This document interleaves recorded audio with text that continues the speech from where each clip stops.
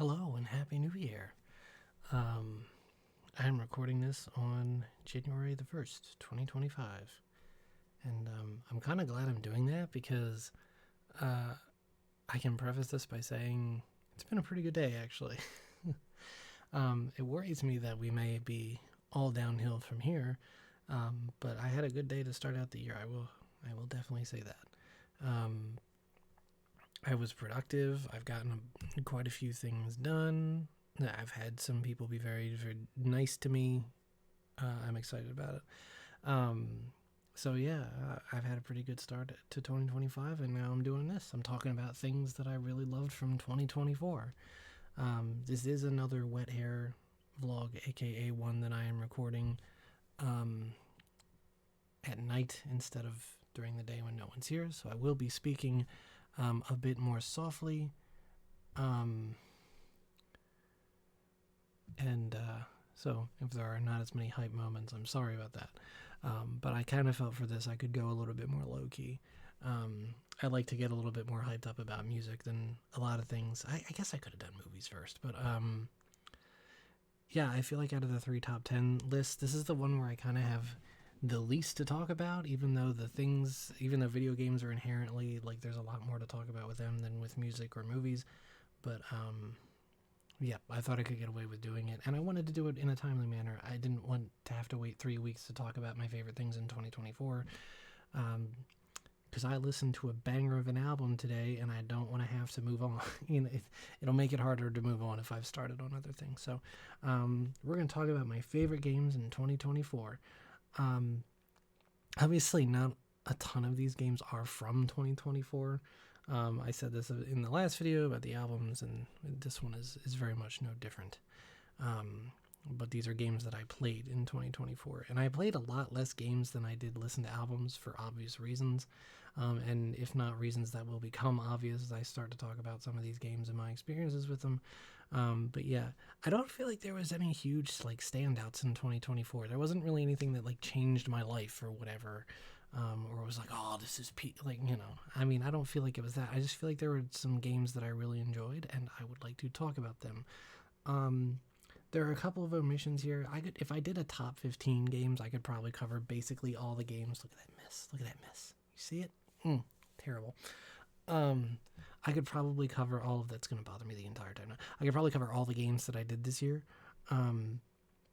A couple that got left off were DKC3, which was alright. I mean, but it didn't leave an impression, and I didn't play it anymore like I wanted to, and just didn't. Castlevania Dawn of Sorrow was a surprising omission, but like I just felt that it was so disappointing as a sequel that it just didn't really have a place on this list. I just like it's not bad. It would probably be number 11. And it was in tough contention for number 10, I would say, but it was just like, whatever, man. I played Star Wars Episode 1 Racer, but didn't play too much of it because I suck at racing games, and that one has a scarce economy, which scares the shit out of me. I tried Bomb Rush Cyberpunk, but I wasn't very good at it. So that's all I gotta say about that. That game looked cool and stuff, but I was just like, I wasn't very good at it. It was like, yeah, you kind of have to be good at this game. And I was like, I'm not gonna figure out how to be good at this game. It's just not gonna happen. And I'm sure there were other games that I played. A very, very notable omission, though, is Paper Mario and the Thousand Year Door Remake. I think when I talked about this the other day, some people in chat were in my Twitch chat were like, "Oh, I wonder if that'll be on there. I wonder if that counts." Congratulations, you are right. It did. I didn't feel like it should count. If I had to rank it, it would probably be like in the top 3 gaming experiences of this year. In fact, yeah, that sounds about right. It's a lovely remake. Still a little miffed about the sound effects, but everything else is great. I'm happy to have a good, affordable version of this game that I can play on a modern console. I was so stoked. I was so stoked to stream it, and I'm very glad that I did, and I'm very happy with the way that those streams turned out. Very great experience, but it just did not feel right putting it up against new games that I would rather talk about and try to expose people to. So that one is not on here, but like I said, it would probably be number 3 or 4. I think that's pretty much how how that would go. So yeah, I guess those honorable mentions out of the way. I'm always fortunate because like I don't buy crap games. You know what I mean? It's like I never feel like I've had any bad experiences with games, and that's nice, and I think that's how it should be. Oh yeah, I didn't put the Battlefront collection on here either. I wonder where that would have been. That I didn't feel right putting that on here either because it's not new. It's a port, effectively, and it's kind of worse than the originals, which is not doing it any favors. But I'm happy to have it. I didn't play it as many hours as I thought I would. Honestly, I think I've only got like 10, 15 hours in it, which is kind of crazy. So I don't know about that. Anyways, let's go ahead and get the list started with number 10. And oh man, I got pictures. I just literally just like snipping tooled these off of Google. But number 10 is Cat Quest 2. Honestly, it just kind of fills out the list. This game was pretty much just okay. I enjoy it for its quality of being like a flash game that I remember from like Neopets and stuff. I don't know. Is that red thing gonna go away? It will, right? I think it will. Okay. Maybe it's just me that can see that. If you can't, well, good. But like, yeah. I kind of enjoyed the first game, but like nothing really like grabbed me and like got me at the jugular on this game, or the first one. For a game about cats versus dogs, I felt like the plot was surprisingly not that interesting and did not include that aspect very much. This is a kind of like with Dawn of Sorrow. I feel like this is a bit of an ungraceful sequel where like, I feel like as a sequel, it doesn't do quite enough to improve upon the original, and the original had plenty of places where it could have improved. But this game just feels like way more of the same, and that is a very strange feeling to me, because like, why would you make a second game if you weren't gonna like really, you know? There are things I like about it, of course. It has some charm. I like the gameplay of these games. I think the gameplay is really fun, in a number of ways. And I don't know. There's just like a lot to it. I had fun playing this game and listening to the Dragon Quest soundtrack. That's just such a weird thing, but like, I actually enjoyed that for some reason.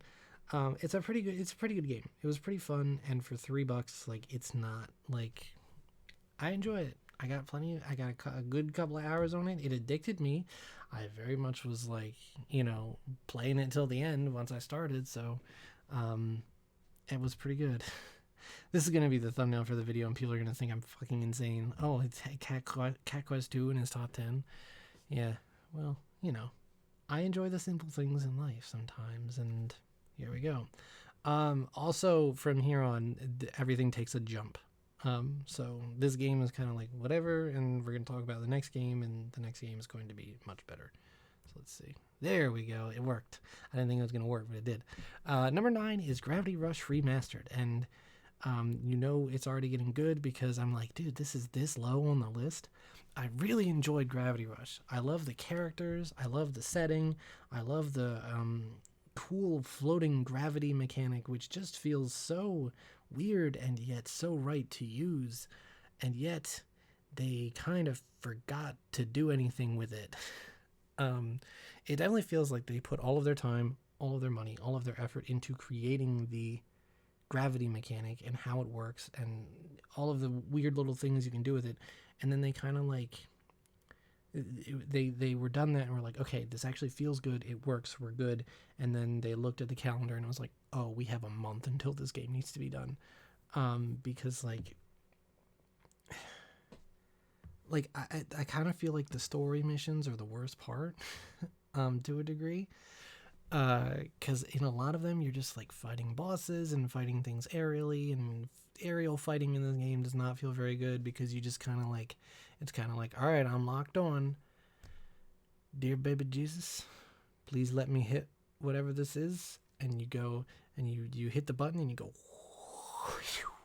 and then you miss it and you're like, fuck, it's gonna take me 3 minutes to set up another attack on this son of a bitch. So it feels like a flawed game. I feel like if they were to find a way to combine the ground and aerial combat, because the ground combat doesn't feel bad. It feels like a nice, simple, like fighting mechanic.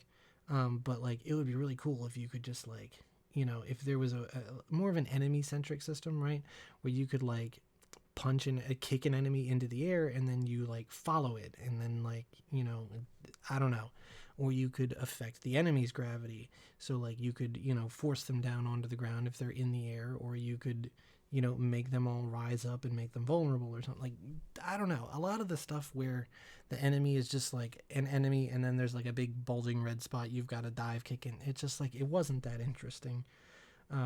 And some of the places you had to navigate, I remember like 2 hours of the game being going up and down the main pillar of the world, and like that was interesting, but my god, did that that section of the game felt like it took forever and it wasn't that interesting.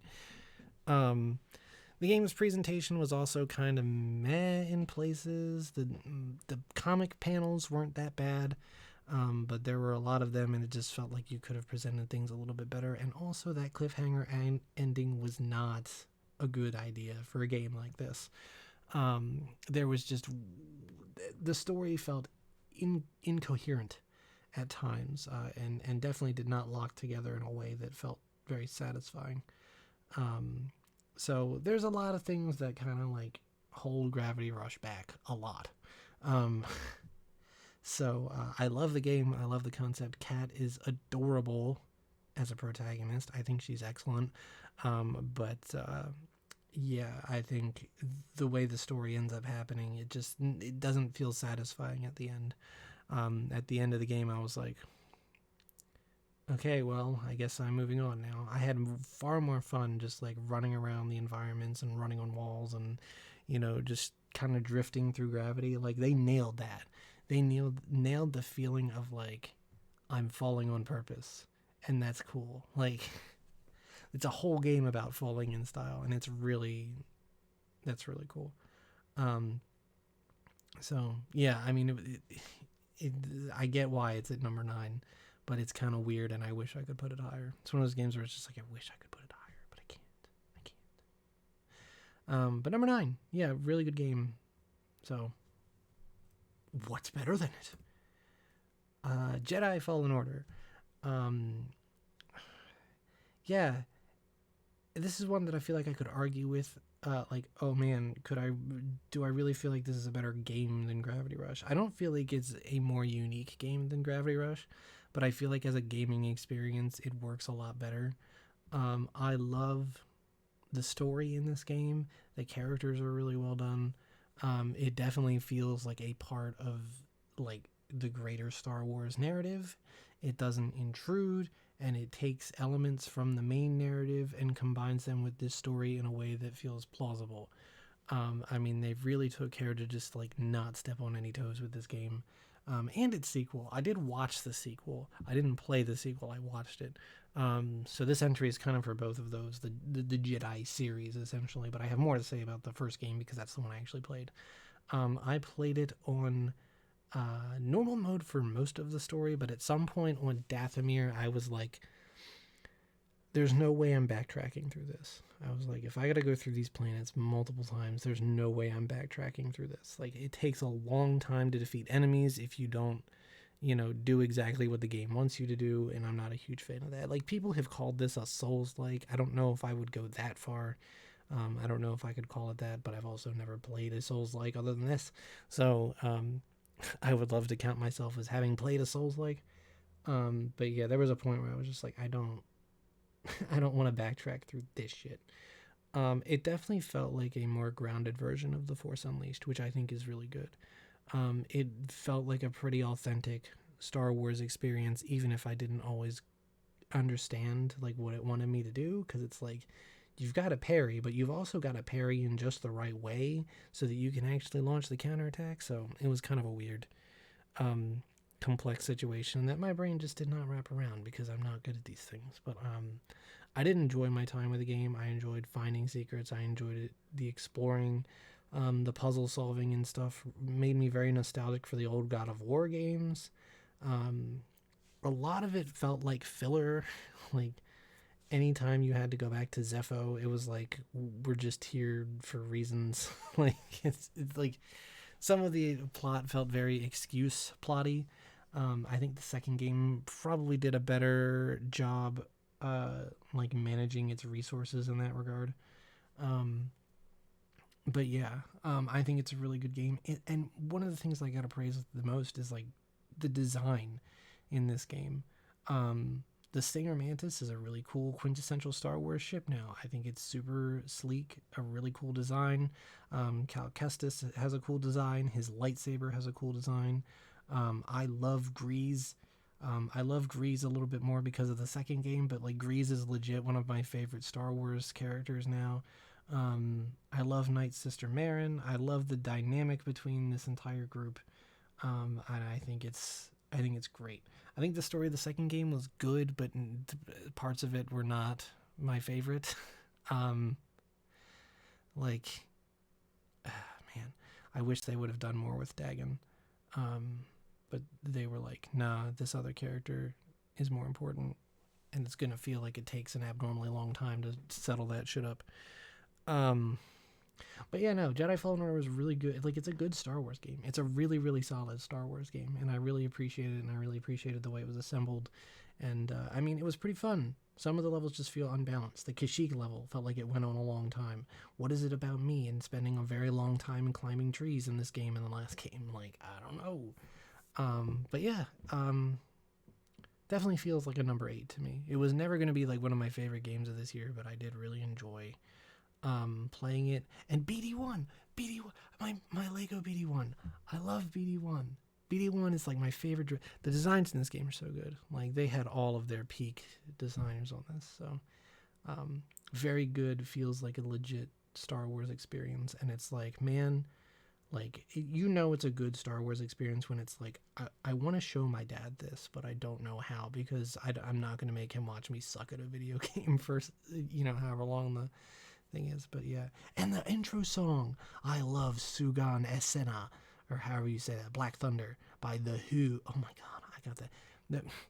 Out of all the songs in this game, that's the one that got me. But you know how it is. I feel like I would remember other music from this game, but like there's a lot of really good highlights from this game. It's a really solid Star Wars game, and I enjoyed playing it, and I'm glad I did. So no regrets there. What's next at number 7? Number 7, oh yeah, Vernal Edge. This was one of the first games I played last year. This is the only picture that like I actually took. This was one of the first games that I played last year. It's an indie game. I really enjoyed it. I really, really enjoyed it. It was a great way to start out the year. And it is a trend that I really enjoyed indie games. But I really adored this game, and I have never seen anybody else talk about it. They kind of tout it as like a 2D Metroidvania, but like the combat is kind of Kingdom Hearts, and I feel that way. It's got really fun like combos to do in combat. There's a nice separation between combat and platforming, although I think that those could have been a little bit more combined. It never really feels overwhelming. I think the difficulty is pretty solid. I was able to go through most of the game. I had some challenge. The final boss I actually never beat legit because it glitched, and he couldn't hit me. So that was kind of a thing. Although I did feel the game ended kind of abruptly, and I feel like there could have been a lot more to this game. The story was a little bit thin, but I actually really loved the characters. I love Vernal, and I refuse to believe that her name is pronounced Vernal because it only is only pronounced that way at the very end of the game. So I went through the whole game calling her Vernal, and like the dynamics between the characters. It's a funny game. I love the art style. It's very expressive. The little mugs and stuff. Some of the plot beats are pretty kind of predictable, but very satisfying to see play out. I should have played this game before I did this list because I don't remember a ton about it. But like the fact that I am reciting some of this stuff to you, damn near a year later, that should pretty much tell you that this game made an impression on me. I thought it was really fun.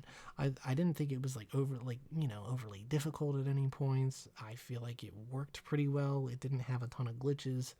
And I really appreciated it. I thought the combat mechanics were varied and fun. It's a game that I wish would have more love because I thought it was good, and I never hear anybody talk about it. But it was a really good game. There was another game that I think I was like watching somebody play at the time, and it was funny because every time I got into a fight, it was the Sea of Stars battle theme, I think. Every time I got into a fight in this game, I would think of the Sea of Stars battle theme instead, which is weird because I talked about the same thing with Cat Quest 2. But yeah, no, I did really enjoy this game. I wish I had a little bit more to say about it, but I did enjoy it. I love games like this. It's not super fucking long, so it kind of respects my time. It feels pretty good for the amount of content that it had, and it was just like, it was really nice and well balanced. We're going to find that I like indie games. So this ain't the last one, you'll see. So that was number 7. This is number 6. Grand Theft Auto 5. Oh my god, why is this on here?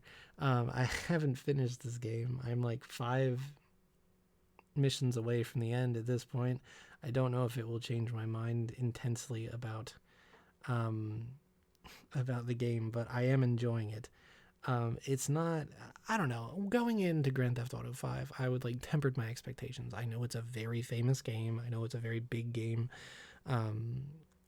But I was like, and I knew that it was not going to be my experience with GTA San Andreas years ago because I only ever played the post game and just ran around and did random shit.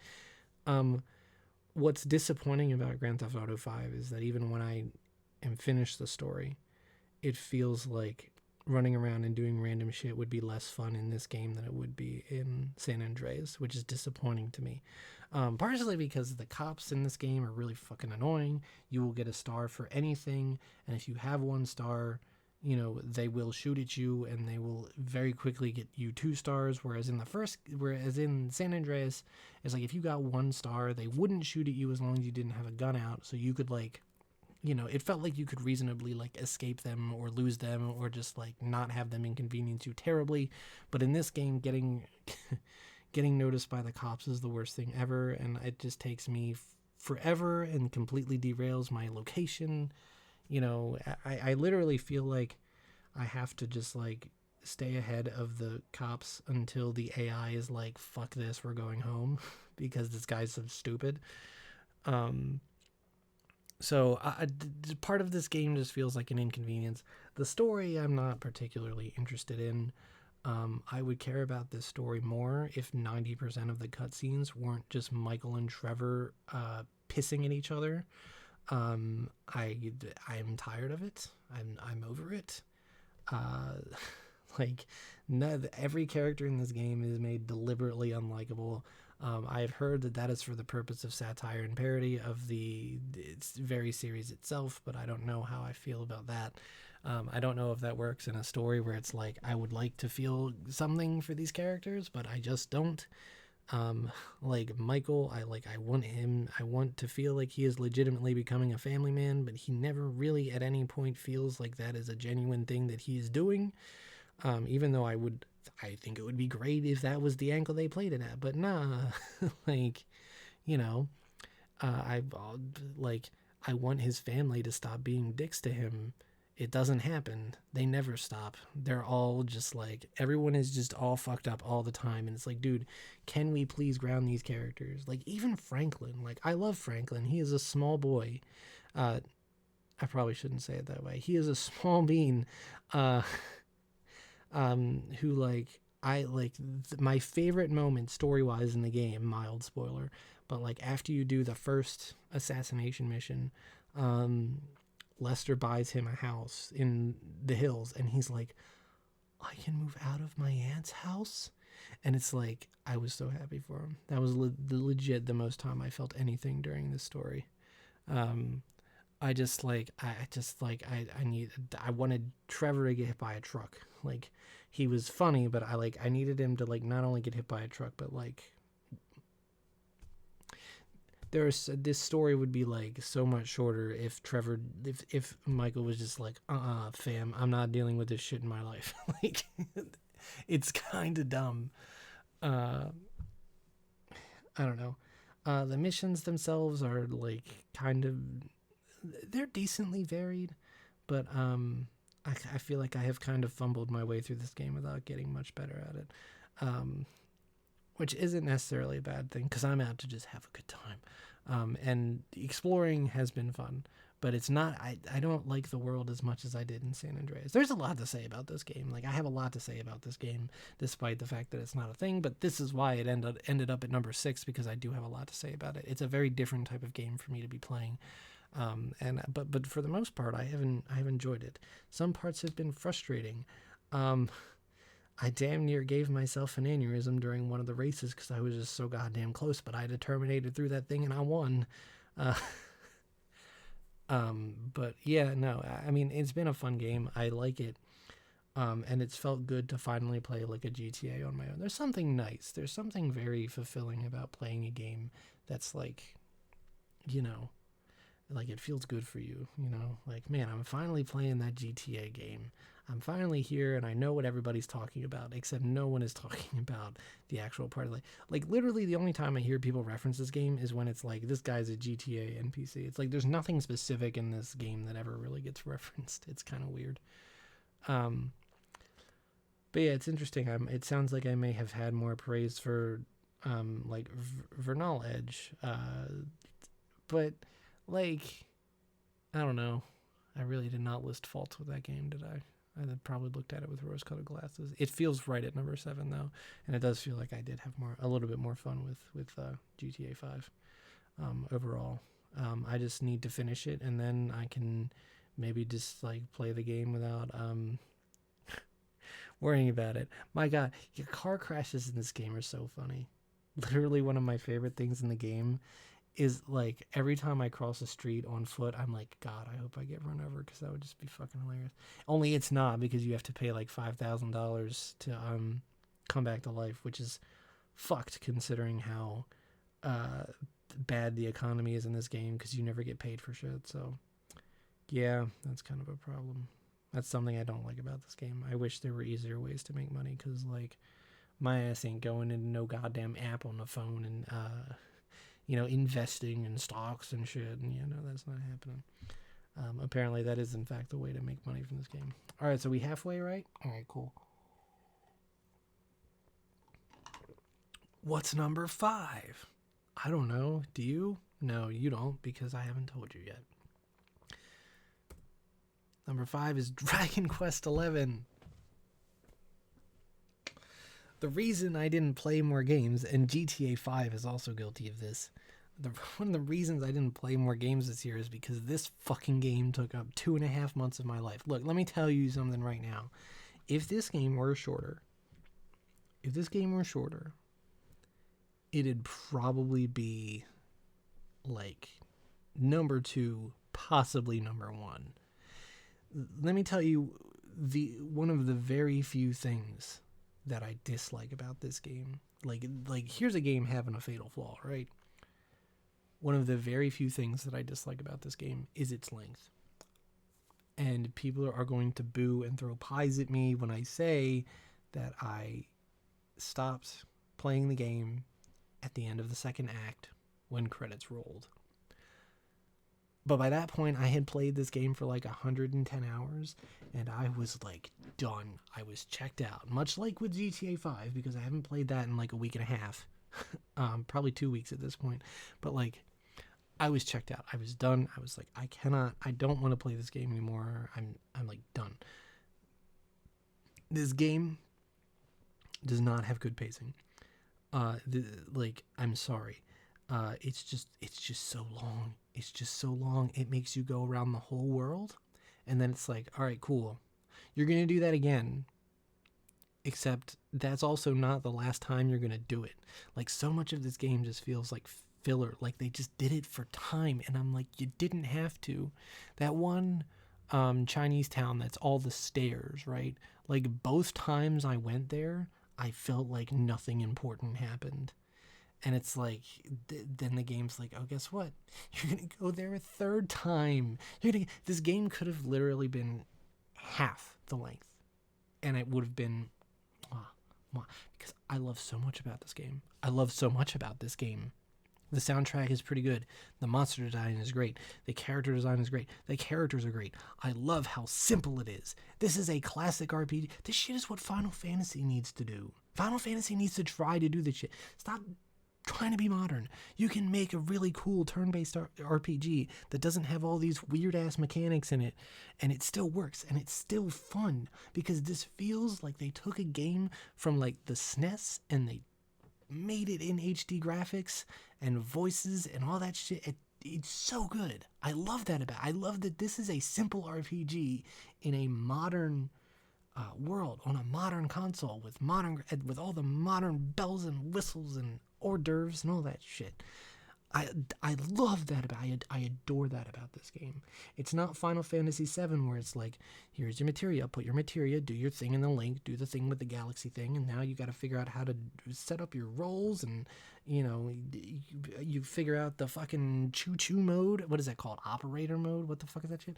And special moves and this and that, and your limit break and this and that. And you can't just straight up level. You can't just straight up over level to make sure that you're going to be good. And the next thing, we're not going to let you do that, baby. You're going to be level 39 and like it. It's like, yeah, fun. I didn't have a great time with the Final Fantasy VII remake, to be honest with you. No, this game proves that you can make a satisfying turn-based RPG. It's basically proof that you could do Final Fantasy IX but modern. You know what I mean? If you really wanted to. And I wish, I'm happy that Dragon Quest got the recognition it deserves with this game, because it's a beautiful formula. I think it's fantastic. I think it's a fantastic game. But yeah, I mean, it's like, damn, this is what Final Fantasy should be doing. But I'm kind of glad Dragon Quest did it, because I played this game. I had this game for a couple of years sitting around, and I was always scared of it due to its length, and I even then underestimated its length. Boy, but I finally played it because of Akira Toriyama's passing, and this was a really great way to just appreciate his art, because it gives the game so much charm. It's so charming. Everything in it is so charming. All the characters are charming. I love the way so many of these characters look. I can't decide between Serena and Jade. They're both freaking awesome. And also kind of Eric too. A little bit strange given, my name is also Eric, but it's a good name. It's a good name. He's kind of hot.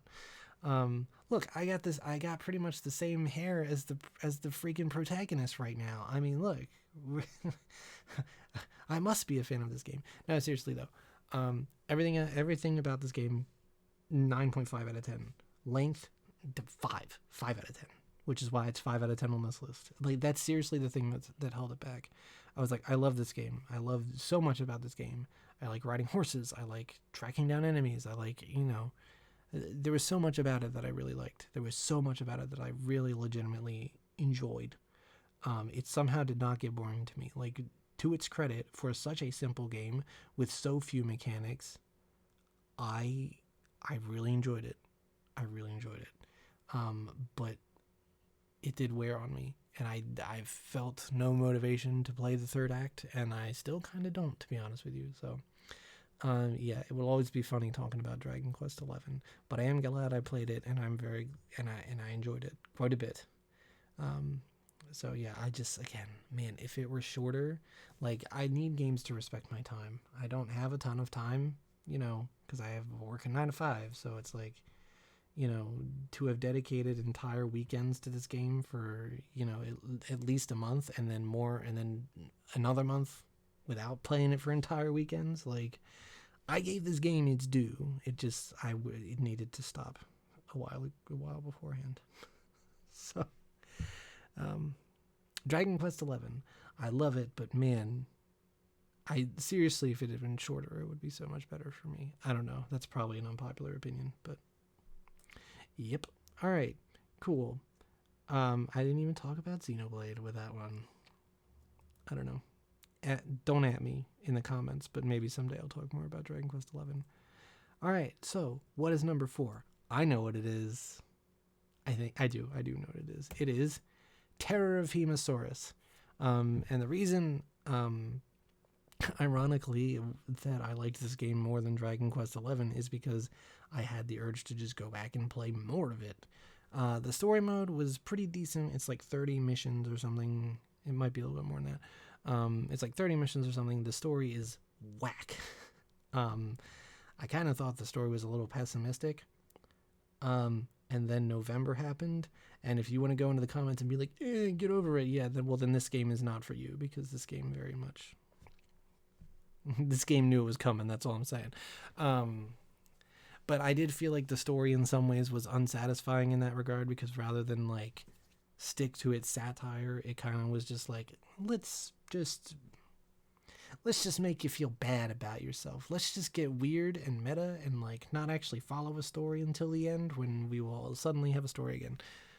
So the story's not anything to talk about. That's not the mode I played the most. The mode I played the most was actually just like the endless mode. I would go in and just like, put on a video or something, or an album that I wanted to listen to, and just play this game. It's fun. It's like Rampage.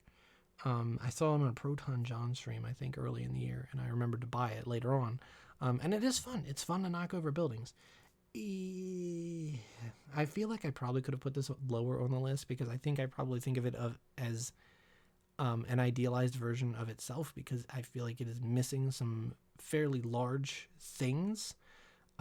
Like the fact that when you play endless mode, it doesn't give you like a results screen that tells you like total how much you did, how far you made it, all that stuff. There are achievements for going a certain number of rounds, and it never tells you how many rounds you've gone. And I really wish there was a results screen and an internal leaderboard so that I could like verse myself in it. I could be like, okay, I did better than last time. This time was a really good ride. It's like there's none of that, and I really need there to be that. I also feel like mechanically it does sometimes get tedious, because you are kind of doing the same thing over and over. There are some really good things that keep the levels fresh. Some have wrecking balls, some have blimps, some have different sorts of enemies coming at you. Some have helicopter. I think that works, and I think there is enough there to keep for me to keep playing. The difficulty gets weird sometimes, because I feel like there are some times where like 7 levels in, I'm already at danger level 10 and getting wrecked. And then there are some times where I'll go level after level and I won't even, there won't be anything that can even really threaten me. So there's a lot of weird shit in there, and I feel like sometimes the game is a little bit tedious. Trying to knock over buildings is a lot of just like pew, pew, pew, pew, pew, pew, pew, pew, pew, pew, pew, pew, pew, and it goes on just a little bit too long. I wish there was like a smash move where you could like charge up and you could, really blast into a building and have like the explosion effect happen, and it would just be easier to knock over buildings that way. Like it would still take a couple of punches, but you could go pew, pew, pew, and I think that would feel really, how that goes. And I think that would feel really satisfying, and still make it like, you have to concentrate on destroying a building. But this is a really fun game mechanically. So much about it is really satisfying. There are some small things that I don't particularly care for. Throwing people is like a mechanic that doesn't ever really matter. The difficulty is very weird and wonky. I always feel like in this game, like I never like kind of gradually lose health or lose health in chunks. It feels like when I die, it's because like it happened all at once somehow. Like for the most part, I know how the enemies work. I'll see how fast the enemies are firing or whatever, or I'll understand how powerful they are. And then other times it's like, I don't know if one just goes like right up my butt and fires an entire round into me, and that's just enough to kill me or what. But like, I still to this day, like kind of do not understand. So I always feel like I have to play a little bit more cautiously. I feel like there's a lot that could be improved in this game. I think it is still getting updates, or at least I heard it was. I don't know if it's actually gotten any because I haven't looked it up, and also none of my friends play this game, so I really don't know. But I think it's a very fun game. It is a fun game. It's also got multiplayer that I've never tried, but like it's a fun game, and I did find myself coming back to it a lot, which is more than I can say for a lot of the games on this list, actually. There are very few that I actually like came back to and kept playing. But Terror of Hemosaurus is one, and that's why it's number 4 on this list, because of that quality.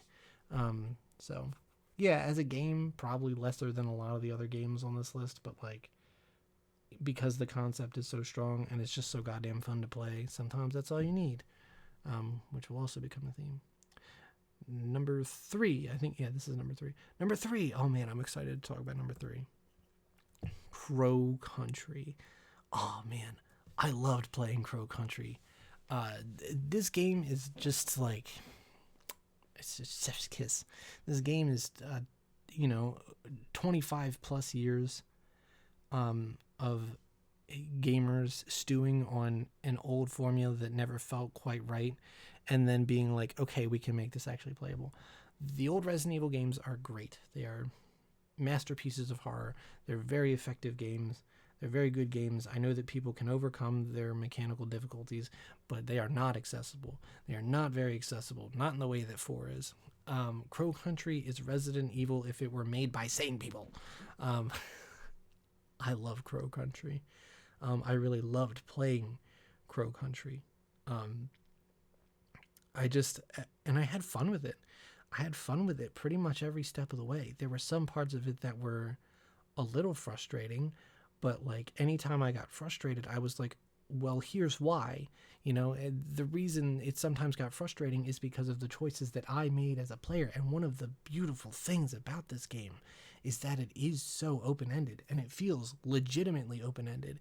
It's not like a Resident Evil game where you go somewhere and you just get a bunch of dead ends and then you have to backtrack all the way out, to only to go do it again somewhere else. You know what I mean? It doesn't feel like that game. It doesn't feel like that at all. There was this one like very simple door that I missed that I could unlock early on in the game, and I didn't come back until later in the game. But it didn't really feel like I missed anything because I was able to do so much elsewhere that by the time I discovered this door and went through it, it was like, oh cool, now I have all of the missing pieces that I need to figure out the rest of this. It's such a very well set up and thought out game. And it gives you so much choice about how you play it, about how you apply yourself to it. I didn't fight anything. I was like, I'm not fighting anything. I'm not wasting my shit until I know what's out there. But like, the game has ways of compensating for that too. If you do fight, it has regenerating items via like the trash cans and vending machines. So like, if you ever fuck yourself completely, you can fix it. And it's like, that's so smart. That's so smart because if you're, a survival horror purist, you just don't go to those things. This game is so smart. This game is so goddamn smart. I really don't have a ton of complaints about it. And that's why I think it's so good. It's one of those games where it's like, okay, I don't know that this is like the 10 out of 10 experience that I wanted to be, but it's such a solid 9.5 that my only couple of complaints are that like it's not super scary. The atmosphere they nailed, but like some of the enemy designs are goofy looking more than scary. One of the late game characters is just I'm not even gonna spoil, but like kind of goofy for what they are. The only and mechanically, I think one of the few complaints that I actually have about it is the traps that show up throughout the game. I understand putting more enemies in any given area. I think that kind of makes sense. I think the rapid pace at which those enemies show up is kind of a little ridiculous, but the traps are really dumb. There's like these like crow heads. Actually, it looks like the one in the picture that shoot poison gas at you, and those would always get me because they would just kind of blend into the background and I wouldn't really know that they were there. So like small things like that. But I mean, otherwise, this is like a really good version of a Resident Evil game, and I love it. I really loved playing Crow Country. It was one of my favorite stream series this year. because it really does take that old Resident Evil style and makes it into something fun. And there's just so much freedom involved, and it feels good. The shooting and combat's a little bit wonky, but they don't force you to do it. Um, so it's fine. Like it's just a really smart, well designed game, and I'm glad that in a lot of cases it has gotten its flowers. It's really good.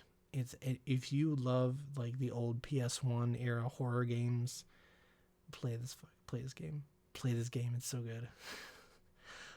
It's like we're at that point in the list where it's just like it is really good.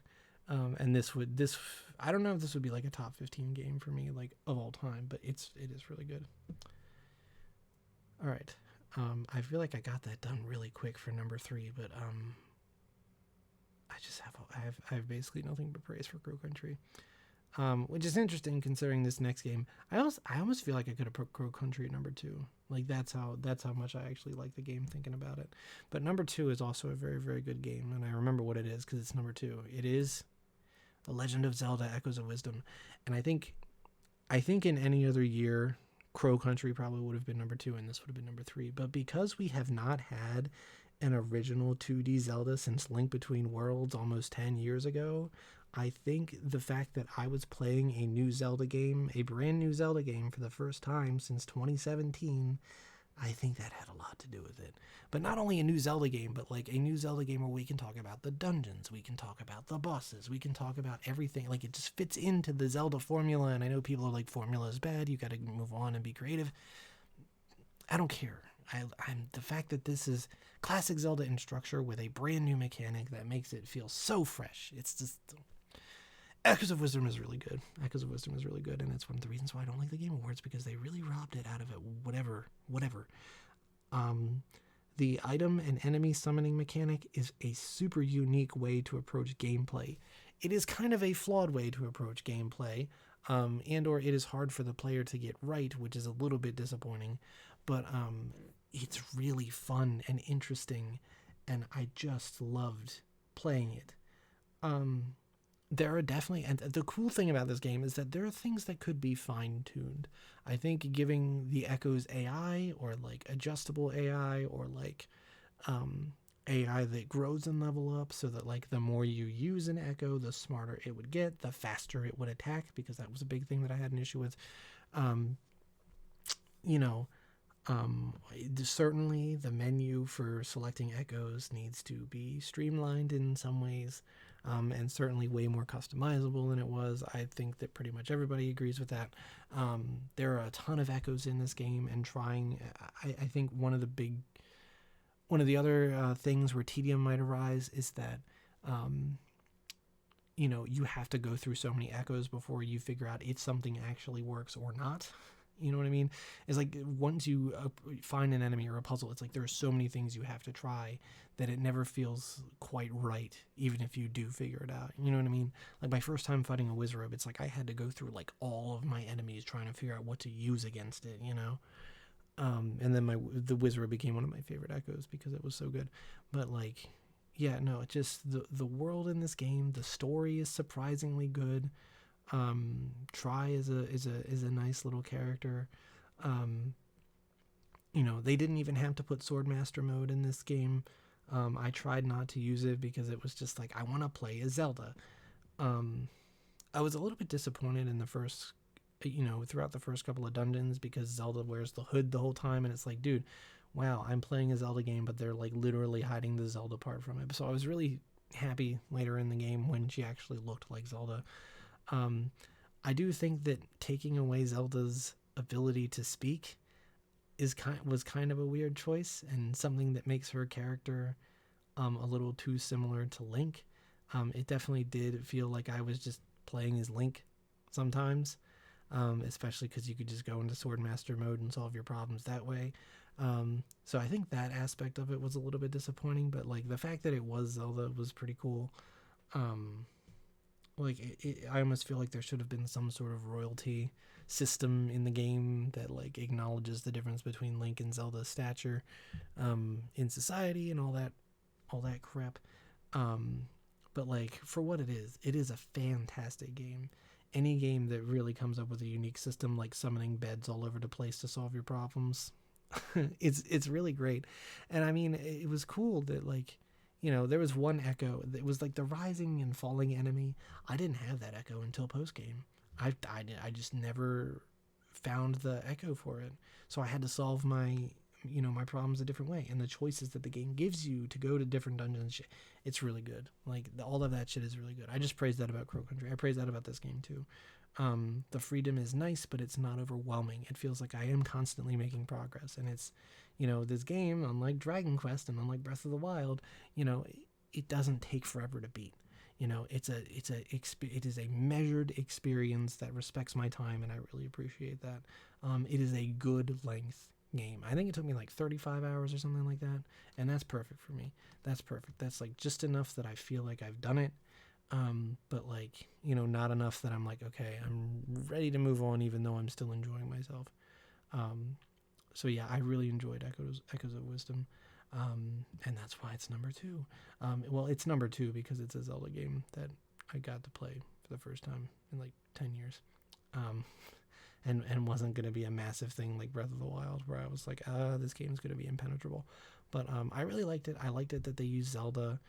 Playing as Zelda is nice. It's just like, if this had been Link, like it would have been a fine game. But like theming it around playing as Zelda and like getting to play as Zelda is kind of the icing on the cake here. And the cake's really good, and the icing just makes it better.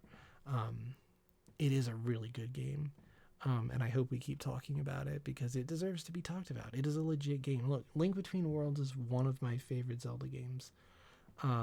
So Echoes of Wisdom being somewhat like that, and I'm so chuffed that it's like it is almost as good as Link Between Worlds. Like it's a really good game.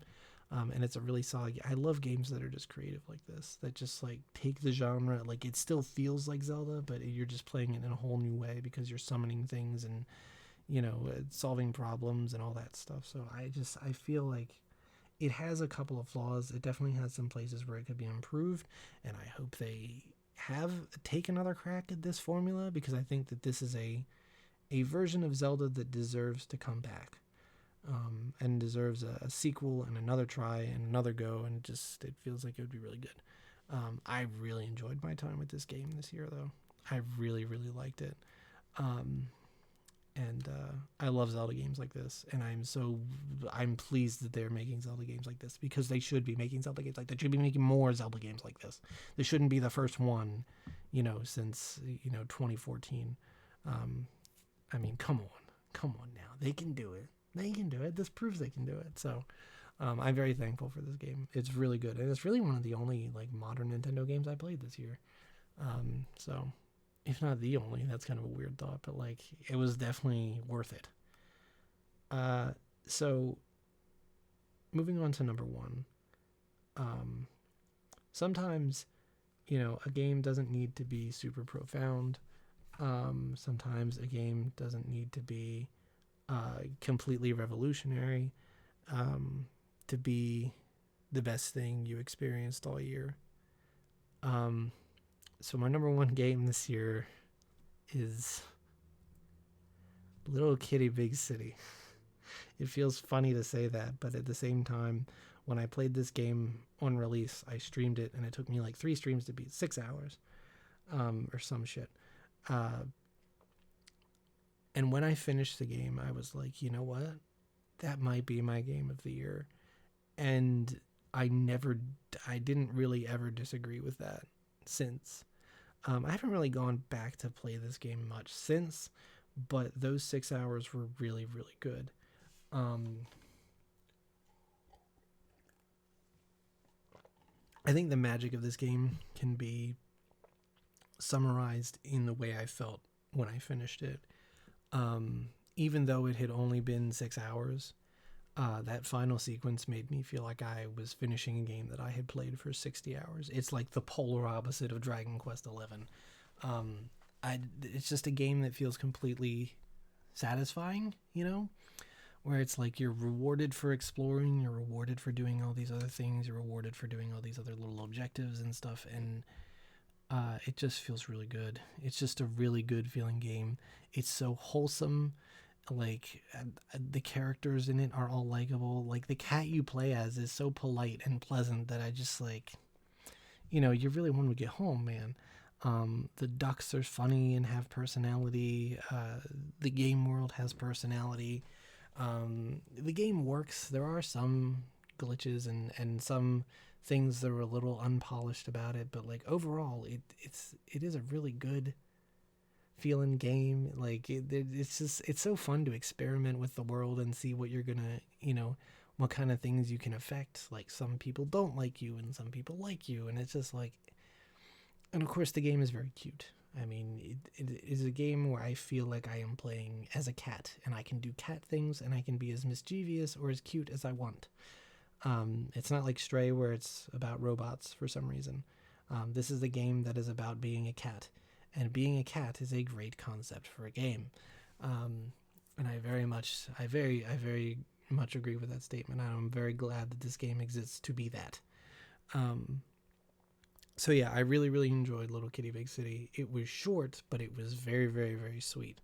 And I think it is proof that you can, with a simple concept, and with being funny and with being sweet, it's like you can make that happen. You can make a really great, sweet experience for your player that way. Nothing big or revolutionary about this game. I mean, it essentially plays like a mini cat version of Breath of the Wild, but you know, it's very satisfying in that regard, and it didn't eat up 100 hours of my time like Breath of the Wild. It's not a game that I necessarily feel like I have to go back and play all the time, but if I ever did get the hankering to play it again, I know it wouldn't be that bad. And I feel like I could probably get my time down pretty low, and just like I could probably take it out in an evening, every once in a while, and it'd be fun. But yeah, it was a really good, pleasant game. I don't know. Maybe there are games this year that will withstand the test of time better than Little Kitty Big City. Maybe I'll feel completely weird about putting this at number one, but I did enjoy it. I do remember enjoying it, and I do remember having a very good time streaming it. And it's just a very pleasant experience. Just a very, very pleasant gaming experience. I only sometimes got frustrated with it, and it was never to the point where it was like I feel like I can't do this, or I feel like I'm overwhelmed or anything like that. And you know what? That kind of game has a ton of value, especially for a working class person like me. It's really good.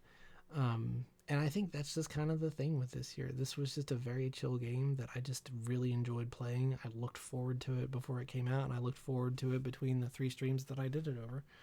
And it was just, it was so good. It was really good.